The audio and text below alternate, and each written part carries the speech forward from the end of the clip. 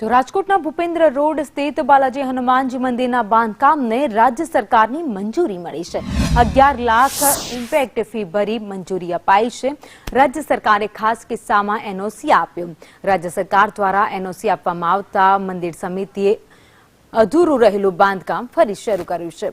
બાલાજી મંદિર ટ્રસ્ટ સામે ગેરકાયદેસર બાંધકામ અંગે કલેક્ટર તંત્રના ફરિયાદ ઉઠાવતા જ બાંધકામ અટકાવવામાં આવ્યું હતું।